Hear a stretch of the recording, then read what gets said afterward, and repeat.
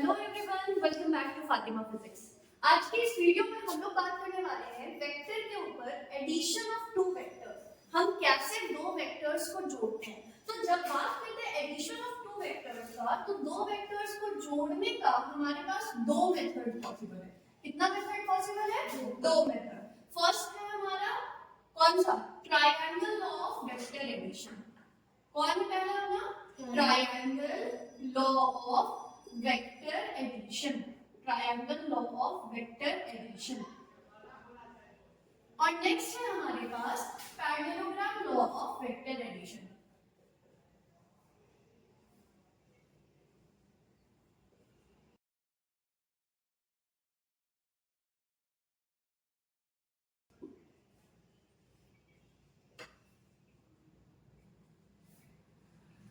कौन सा दो मेथड हो गया? Triangle law of vector addition और दूसरा हो गया अपना parallelogram law of vector addition. ध्यान दीजिएगा, triangle law of vector addition हमें क्या बोलता है? तो from triangle law of vector addition, triangle law मतलब कहीं ना कहीं किसकी बात हो रही होगी? यहाँ पे ट्रायंगल की बात हो रही होगी। किसकी बात हो रही होगी? एक ट्रायंगल की। तो जब कभी भी कोई दो वेक्टर किसी ट्रायंगल के दो साइड को रिप्रेजेंट करता है इन द सेम ऑर्डर, क्या बोला हमने? Same order. सेम ऑर्डर बोलने का मतलब अगर कोई लाइन लगाए, जैसे हम यहाँ खड़े हैं, हमको सेम ऑर्डर में लाइन लगाना है, तो मेरे आगे जो लोग होंगे लाइन में, वो उनका पीठ में की तरफ आएगा या उनका फेस में की तरफ आएगा? पीठ। ऑब्वियसली बात है, वो ऐसे होंगे। और मेरे पीछे वाले लोग मेरे बैक के साइड में, उनका क्या आएगा? फेस आएगा। तो ये जो ऑर्डर हुआ, ये क्या कहलाएगा? Same order. क्या कहलाएगा? Same order. तो triangle law of vector addition हमें बोलता है कि अगर कोई दो वेक्टर किसी ट्रायंगल के दो साइड को रिप्रेजेंट करता है इन द सेम ऑर्डर, तो उस ट्रायंगल का जो क्लोजिंग साइड होगा वो रिजल्टेंट वेक्टर देगा इन द अपोजिट ऑर्डर। देखिए, एक ट्रायंगल बना लीजिए। ये हो गया अपना एक ट्रायंगल। तो ट्रायंगल ऑफ वेक्टर एडिशन हमें बोलता है कि अगर कोई दो वेक्टर किसी ट्रायंगल के दो साइड को रिप्रेजेंट करता है इन द सेम ऑर्डर, अगर ये वेक्टर ए मान ले, ये वेक्टर बी मान ले, तो ये जो तीसरा क्लोजिंग साइड होता है ना, ट्रायंगल का जो क्लोजिंग साइड होता है, वो हमें क्या देता है? Resultant vector in the opposite order. तो बताइए, रिजल्टेंट का हेड यहाँ होगा कि यहाँ होगा? यहाँ पर होगा, क्योंकि हमें ऑर्डर कैसा रखना है? अपोजिट रखना है। Resultant is equal to vector A plus vector B. देखो, ये सेम ऑर्डर में, इसके हेड से इसका टेल जुड़ा है। हमें रिजल्टेंट को अपोजिट ऑर्डर में करना था, तो हमने यहाँ हेड को हेड से कनेक्ट कर दिया। ठीक है। फॉर्मूला क्या होता है रिजल्टेंट का? तो रिजल्टेंट के मैग्नीट्यूड का फॉर्मूला होता है root under a square plus b square plus 2ab cos theta. क्या होता है? Root under a square plus b square plus 2ab cos theta. अगर आपको बोला जाए एंगल बिटवीन द वेक्टर्स बताइए, vector a and vector b, तो क्या यहाँ पर ये जो एंगल बनाएंगे, क्या ये वेक्टर a और वेक्टर b के बीच का एंगल होगा? बिल्कुल भी नहीं होगा। क्या ये होगा? नहीं होगा। क्यों? क्योंकि वेक्टर a का हेड वेक्टर b के टेल से जुड़ा है। एंगल निकालने का तरीका क्या होता था? या तो आप हेड टू हेड जोड़ो या तो आप टेल टू टेल जोड़ो। तो हम इसको थोड़ा सा आगे ऐसे बढ़ाएंगे और ये जो एंगल होगा, इस एंगल को हम वेक्टर a और वेक्टर b के बीच का एंगल बोलेंगे। हाँ या ना? एंगल बिटवीन द वेक्टर्स पढ़े हो ना? क्या ये कनेक्शन प्रॉपर था? नहीं। अब बात करते हैं parallelogram law of vector addition. Parallelogram किसको बोलते हैं? जिसका अपोजिट साइड्स पैरेलल और इक्वल। तो यहाँ पे तुम चुपचाप से एक पैरेललोग्राम बना लो।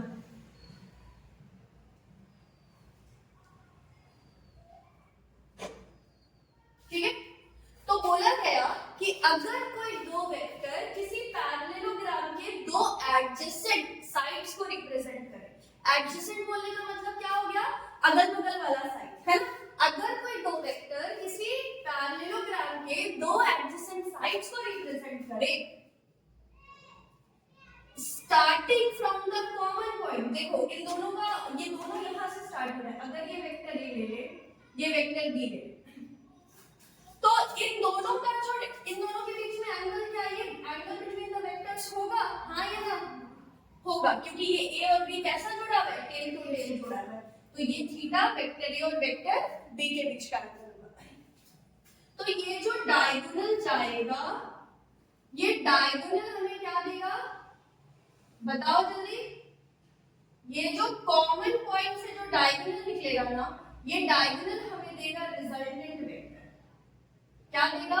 Resultant vector originating from the common point. ठीक है, एक बार जल्दी से रिकॉल कर लेते हैं, मेरे साथ साथ बोलना। Triangle law of vector addition क्या बोलता है? अगर कोई दो वेक्टर किसी ट्रायंगल के दो साइड्स को रिप्रेजेंट करता है इन द सेम ऑर्डर, तो ट्रायंगल का जो क्लोजिंग साइड होगा वो आपको क्या देगा? Resultant vector in the opposite order. Parallelogram law of vector addition क्या बोलता है? अगर कोई दो वेक्टर किसी पैरेललोग्राम के दो एडजेसेंट साइड्स को रिप्रेजेंट करता है starting from the common point, तो इसी कॉमन पॉइंट से जो पैरेललोग्राम का डायगोनल निकलेगा, ये डायगोनल हमें क्या देगा? Resultant vector. क्या देगा? Resultant vector. आपके स्क्रीन पे दोनों साइड ट्रायंगल लॉ और पैरेललोग्राम लॉ का डेफिनेशन लिखा हुआ आ रहा होगा, तो जब डेफिनेशन आ जाए तो आप स्क्रीनशॉट ले लीजिएगा।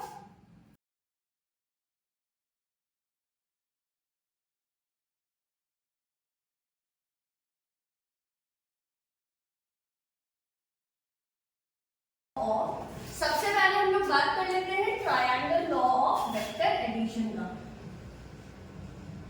फॉर्मूला लाएंगे अभी।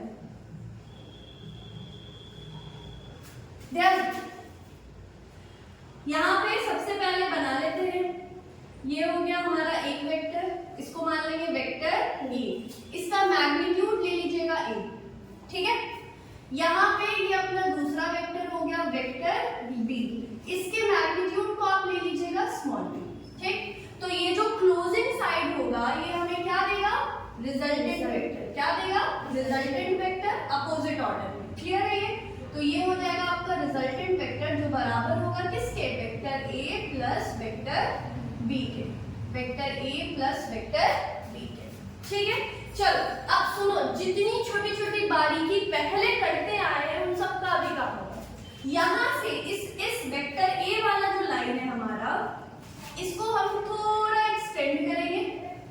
क्या करेंगे? इसको हम लोग थोड़ा एक्सटेंड करेंगे और यहां से एक परपेंडिकुलर डालेंगे यहां नीचे। इसको कुछ नाम दे दीजिए बाबू। P Q S T। ऐसा नहीं है कि हमको R नहीं आता है अल्फाबेट का, R आता है। P Q के बाद S इसलिए ले लिए क्योंकि R से रिजल्टेंट और R से ये पॉइंट में आप बाद में कंफ्यूज हो सकते हैं, इसलिए R को यहाँ से हटा दीजिए। ठीक, यहाँ पे हो गया 90 डिग्री। अच्छा एक बात बताओ, वेक्टर ए और वेक्टर बी के बीच में एंगल कितना होगा?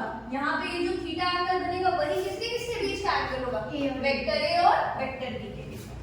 क्या इस वेक्टर बी का कंपोनेंट इस साइड तोड़ सकते हैं? तो QS कितना आ जाएगा? बी को पकड़ेंगे, एंगल की तरफ आएंगे, B cos थीटा, और बी को पकड़ के इधर जाएंगे, वही शिफ्टिंग से यहां भी आएगा, तो TS आपका कितना आ जाएगा बाबू? बोलिए। TS will be B sin theta. जब कभी भी हम एंगल की तरफ जाते थे तो क्या आता था? cos, और एंगल से दूर जाते थे तो कंपोनेंट क्या आता था अपना? sin। चलिए अब अगर ध्यान दो तो PST कैसा ट्रायंगल है? Right angle triangle. PS कैसा ट्रायंगल है? Right angle triangle. तो यहाँ लिखेंगे हम लोग इन ट्रायंगल, मेरा फिंगर तिरछा तो नहीं है ना? तिरछा है। In triangle PST। क्या हम पाइथागोरस थ्योरम लगा सकते हैं? बिल्कुल। तो PT का स्क्वायर किसके बराबर हो जाएगा? PT का square will be equal to PS का स्क्वायर प्लस ST का स्क्वायर प्लस ST का स्क्वायर। ठीक है, अच्छा सुनो, इस PS को क्या हम लोग PQ प्लस QS लिख सकते हैं? हाँ या ना? लिख सकते हैं। ओके, तो दिस PT का square will be equal to PS की जगह क्या लिखेंगे? PQ प्लस QS का स्क्वायर प्लस ST का स्क्वायर। ठीक है, ओके, चलो अब जल्दी काम करते हैं। PT अपना क्या है?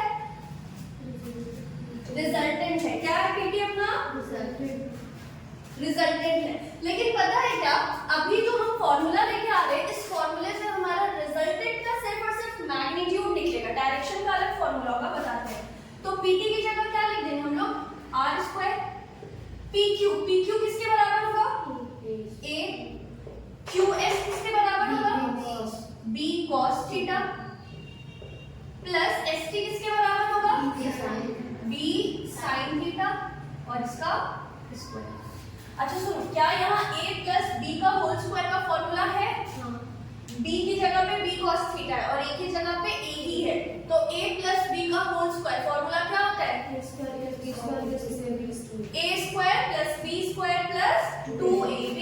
तो अब हम लोग क्या लिख सकते हैं, r square will be equal to what, यहाँ पे ये a square plus b square, लेकिन b की जगह cos थीटा है तो इस cos थीटा का स्क्वायर होगा, तो हम इसको ऐसे लिखें कि b square cos square theta, a square plus b square plus 2ab, तो प्लस 2a और b की जगह पे b cos थीटा। ये तो हो गया इसका, फिर इसका भी तो स्क्वायर करना है, तो ये b sin थीटा का स्क्वायर, तो इसको मैं ऐसे लिखेंगे b square sin square theta. अब सुनिए, इस वाले में और इस वाले में से कौन कॉमन निकल जाएगा, b स्क्वायर, तो r स्क्वायर कितना आ जाएगा आपका, a स्क्वायर प्लस इन दोनों में से b स्क्वायर कॉमन निकालेंगे, अंदर क्या बचा, cos square theta plus sin square theta, फिर plus 2ab cos theta. Okay, cos square theta plus sin square theta, इसका वैल्यू कितना हो जाएगा, 1। कितना हो जाएगा इसका वैल्यू, 1, इसका वैल्यू हो गया 1। तो फाइनली रिजल्टेंट का स्क्वायर कितना बन जाएगा, a square plus b square plus 2ab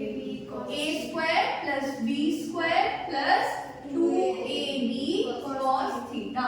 ये तो रिजल्टेंट का स्क्वायर आया, स्क्वायर हटाएंगे तो उधर क्या जाएगा, रूट, तो रिजल्टेंट तुमको क्या मिल जाएगा, root under a square plus b square plus 2ab cos theta.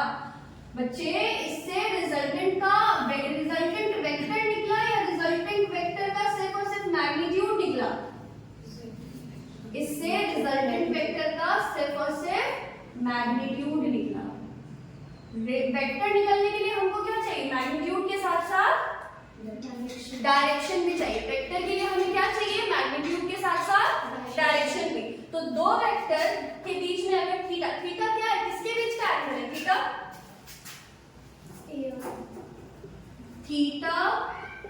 is the angle between किसके बीच का, vector a and vector b, है ना। तो अगर किसी कोई भी दो वेक्टर, a भी जरूरी नहीं है, pq हो सकता है, rs हो सकता है, एनी टू वेक्टर्स, अगर किसी दो वेक्टर के बीच में थीटा एंगल है तो उसके रिजल्टेंट का मैग्नीट्यूड कितना होगा, रूट अंडर वेक्टर a के मैग्नीट्यूड का स्क्वायर प्लस वेक्टर b के मैग्नीट्यूड का square plus 2ab cos theta. Note करो इसको जल्दी से।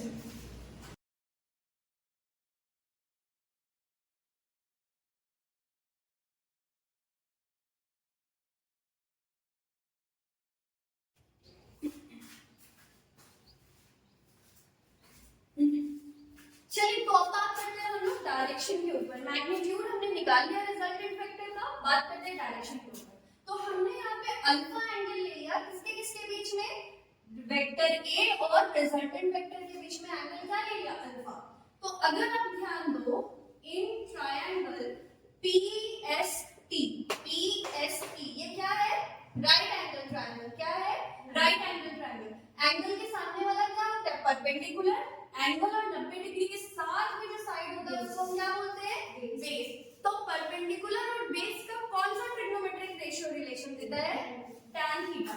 तो यहाँ पे अल्फा है, तो यहाँ से हम क्या बोल सकते हैं, tan अल्फा किसके बराबर होगा, परपेंडिकुलर हो जाएगा आपका b sin theta by base हो जाएगा आपका a plus b cos theta.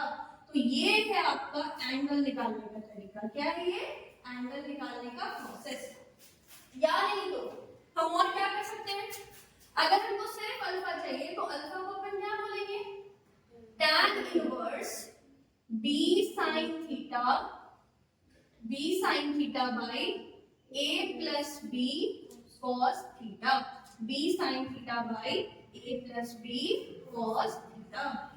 याद हमेशा ये रखेंगे कि अगर हमने अल्फा एंगल वेक्टर a के साथ लिया है तो यहाँ ऊपर पहले b होगा और नीचे a सिर्फ जोड़ सम में आएगा, और अगर ये एंगल b के साथ लेते तो क्या लिखते हैं हम लोग, a sin theta by b plus a cos theta।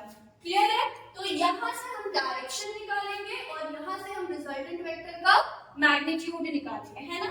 इसके बाद एक था हमारे पास, इसको नोट कर लो, स्क्रीनशॉट लो जल्दी से। हो गया सबका? चलिए, इसके बाद हमारे पास था parallelogram law of vector addition. तो parallelogram law of vector addition हमें क्या बोल रहा था कि अगर कोई दो वेक्टर किसी पैरेललोग्राम के दो एडजेसेंट साइड्स को रिप्रेजेंट करे, अगर कोई दो वेक्टर किसी पैरेललोग्राम के दो साइड्स को रिप्रेजेंट करे, तो इस पैरेलल कॉमन पॉइंट से ओरिजिनेट होना चाहिए, है ना। ये वेक्टर ए हो गया जिसका मैग्नीट्यूड क्या ले लेंगे हम लोग, ए, और ये अपना वेक्टर बी हो गया जिसका मैग्नीट्यूड क्या ले लेंगे हम लोग, बी। ए और बी के बीच में एंगल कितना हो जाएगा अपना, थीटा। तो अगर ऐसा केस हो तो इस कॉमन पॉइंट से जो डायगोनल निकलेगा वो हमको क्या दे रहा था, रिजल्टेंट वेक्टर। तो इस कॉमन पॉइंट से जो डायगोनल आ रहा था ये हमें दे रहा था क्या, रिजल्टेंट वेक्टर। क्या दे रहा था हमें,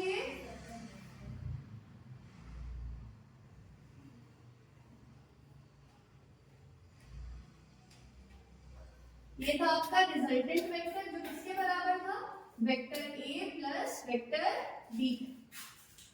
अगर थोड़ा सा ध्यान दो, इसको यहाँ से एक्सटेंड करें और यहाँ से परपेंडिकुलर नीचे लेकर जाएं, तो क्या ये वापस से ट्रायंगल वाला केस नहीं बन गया क्या?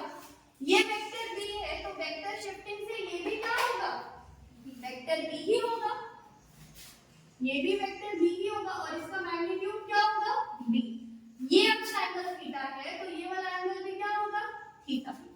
हाँ कि ना। अगर ये b है तो इधर आएंगे तो ये क्या हो जाएगा, b cos थीटा, और ये क्या होगा अपना, b sin थीटा। ये ऑलरेडी आपको कंपोनेंट कैसे टूटता है ये आपको ऑलरेडी सिखाया जा चुका है, ठीक है। नहीं तो इस छोटे से ट्रायंगल में से देख लेना, ये साइड तुम्हारा b sin थीटा आएगा और ये साइड तुम्हारा b cos थीटा आएगा। तो क्या ये पैरेललोग्राम लॉ ट्रायंगल लॉ जैसा है, कुछ नहीं लग रहा है क्या? ध्यान दो, अगर तुम ये छुपा दो तो क्या ये ट्रायंगल लॉ बन गया, हाँ या ना? बिल्कुल, ये क्या बन गया तुम्हारा, ट्रायंगल लॉ बन गया। तो पैरेललोग्राम लॉ की भी प्रूविंग जो है वो बिल्कुल इसी तरीके से होती है, चाहे parallelogram law of vector addition से बोला जाए या triangle law of vector addition से बोला जाए।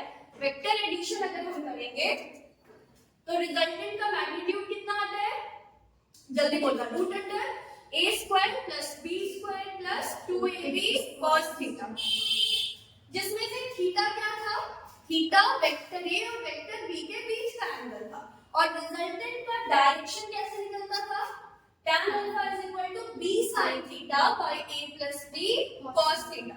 यहाँ पे अल्फा की जगह बीटा भी हो सकता है, कुछ भी हो सकता है ना। बस याद रखिएगा जिसके साथ एंगल है उसके सामने वाला साइड है ये b, याद रहेगा, ठीक है।